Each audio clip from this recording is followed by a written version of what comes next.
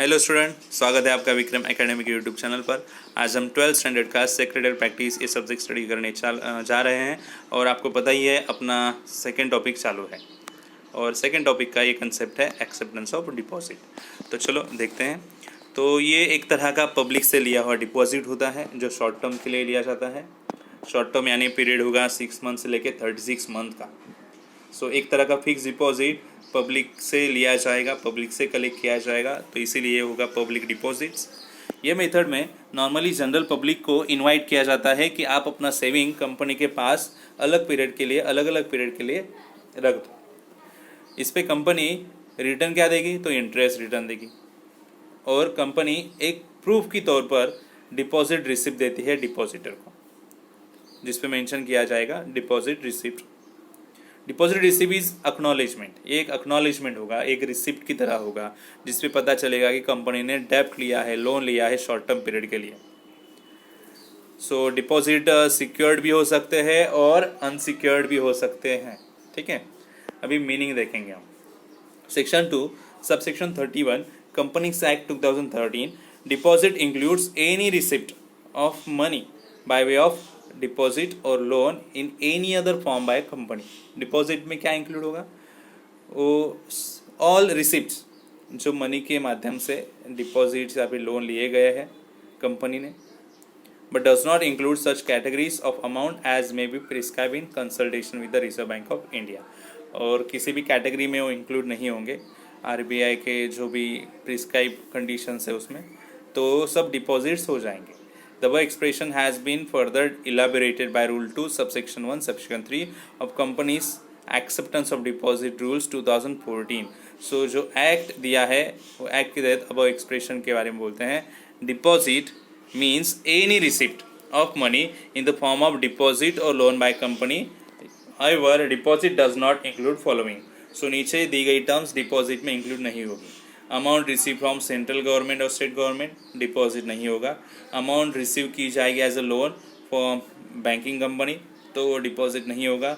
अगर foreign government या international bank से अमाउंट लिए है तो भी वो डिपॉजिट नहीं होगा। कंपनी ने दूसरे कंपनी से लिए है अमाउंट तो डिपॉजिट नहीं होगा।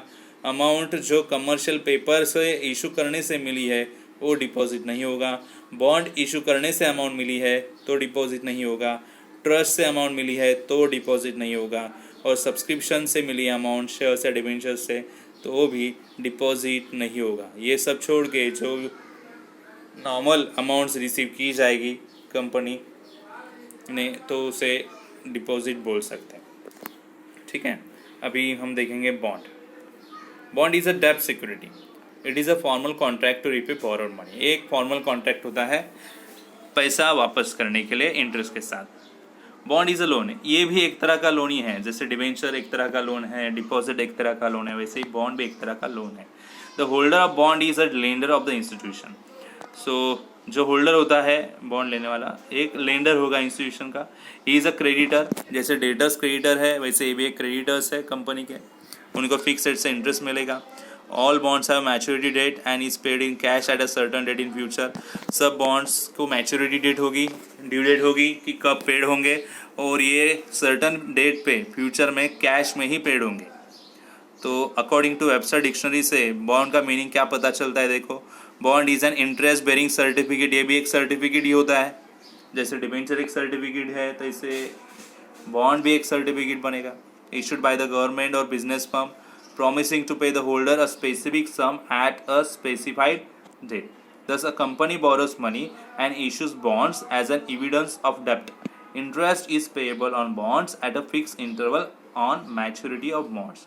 तो bonds इशू करने का एक एविडेंस हम बोल सकते हैं, एक इंस्ट्रूमेंट होगा सर्टिफिकेट, बॉन्ड सर्टिफिकेट। ठीक है, और इंटरेस्ट फिक्स रेट से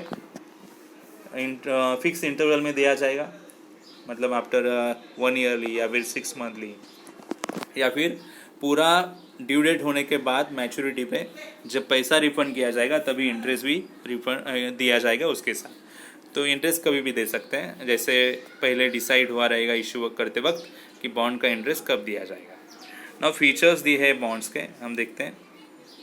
nature of finance, it is a डेब्ट फाइनेंस, ये डेब्ट फाइनेंस है मतलब लोन फाइनेंस है, ये लॉन्ग टर्म फाइनेंस है एक तरह का, और ये लॉन्गर पीरियड से होता है, 5 ईयर्स से 10 ईयर्स, 25 ईयर्स, 50 ईयर्स के लिए भी हो सकते हैं bonds.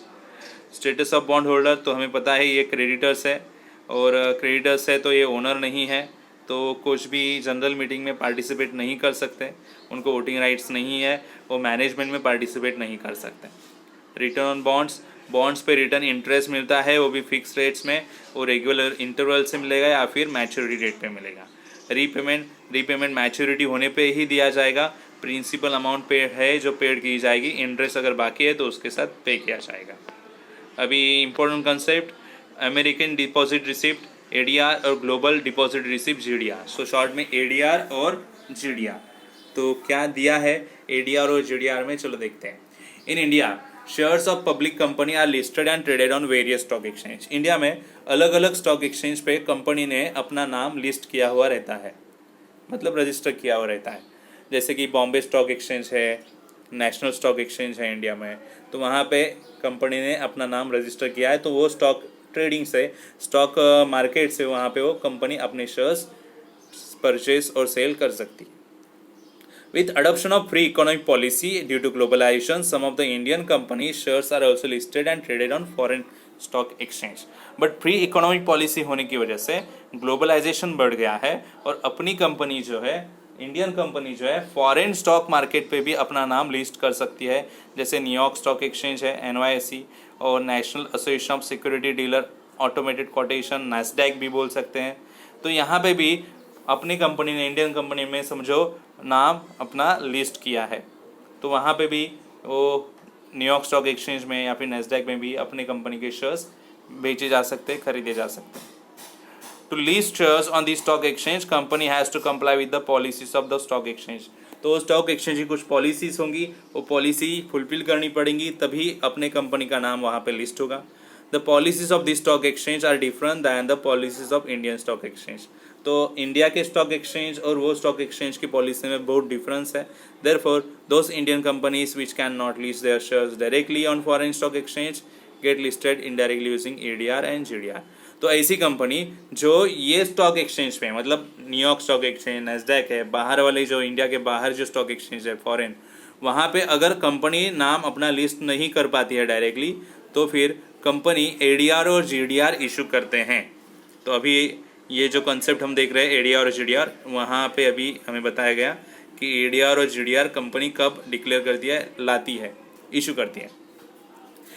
ADR and GDR are dollar euro dominated instruments. ये दोनों जो इंस्ट्रूमेंट्स है, डॉलर डोमिनेटेड डिनोमिनेटेड है या फिर यूरो डिनोमिनेटेड है। इंडिया में रहेंगे तो इंडिया में शेयर्स कैसे दिए जाते हैं, रुपीज़ के डिनोमिनेशन में, बट बाहर दिए जा रहे हैं अमेरिकन बोले और ग्लोबल बोले, मतलब इंडिया छोड़ के बाहर वाले कंट्रीज़ में, अमेरिका में है तो डॉलर ही यूज़ होगा, और GDR होगा मतलब ग्लोबल, अमेरिका छोड़ के बाकी पूरे वर्ल्ड में अगर होगा तो फिर यूरो डिनोमिनेटेड होगा। ओके, सो वो इंस्ट्रूमेंट जो है ADR and GDR dollar denominated या फिर यूरो डिनोमिनेटेड होंगे। Indian company issue shares to an intermediary called depository, bank of New York, Citigroup etcetera. तो इंडियन कंपनी क्या करते हैं, अपने शेयर्स इशू करते हैं इंटरमीडियरी को, इंटरमीडियरी यानी डिपॉजिटरी को। तो कौन है, बैंक ऑफ न्यूयॉर्क है, सिटी ग्रुप है, act as a foreign depository bank, ये फॉरेन डिपॉजिटरी बैंक है। This depository bank issue ADR and GDR to investor against the shares. तो ये शेयर्स के लिए ADR और GDR इशू करते हैं ये बैंक्स। ADR और GDR represent fixed number of shares and the ADR GDR are then sold to people in foreign country। ADR और GDR में कुछ certain fix number of shares होते हैं, और फिर ये शेयर्स ADR और GDR के माध्यम से सेल किए जाते हैं पब्लिक को foreign countries. So which are traded like regular shares, और रेगुलर शेयर्स की तरह ही ट्रेड होंगे। They are listed on stock exchange, और स्टॉक एक्सचेंज में वहाँ पे लिस्ट होंगे। The price fluctuating pending on demand and supply. तो प्राइस फ्लक्चुएट होगी, जैसे कि डिमांड एंड सप्लाई क्या होगा उस पर डिपेंड है। Both ADR and GDR are depository receipts but only difference is the location where they are traded. So दोनों भी रिसिप्ट ही है डिपॉजिटरी, ADR और GDR, बट दोनों का लोकेशन अलग अलग होने की वजह से दो नाम दिए गए। अगर वो USA में है, अमेरिका में है तो ADR, यूएसए छोड़ के अदर कंट्रीज़ में है तो फिर वो GDR global depository receipt. NRI, non resident Indians और फॉरेन नेशनल्स ये सब इन्वेस्ट कर सकते हैं इंडियन कंपनी में, जैसे कि ADR और GDR परचेज करके। ठीक है। The company page dividend in home currency और टू द डिपॉजिटरी बैंक। जो वहाँ के इन्वेस्टर है उनके करेंसी में डिविडेंड यहाँ से दिया जाएगा ट्रांसफ़र करके। Depository bank converts it into the currency of investor and page dividend. अभी GDR बताया गया है कहाँ कहाँ ट्रेड होता है, तो London stock exchange, Luxembourg stock exchange, Nasdaq Dubai, Singapore stock exchange and Hong Kong stock exchange. ठीक है। तो यहाँ पे हमने बहुत सारे कंसेप्ट्स देखे हैं, तो जैसे कि deposits, bonds and ADR and GDR। Okay, तो आपको समझ में आए तो आप मुझे ज़रूर बता सकते हो कमेंट सेक्शन में, या फिर वीडियो लाइक कर सकते हो। ठीक है, ऐसे हम मिलेंगे अगले वीडियो में। तब तक के लिए गुड बाय, टेक केयर।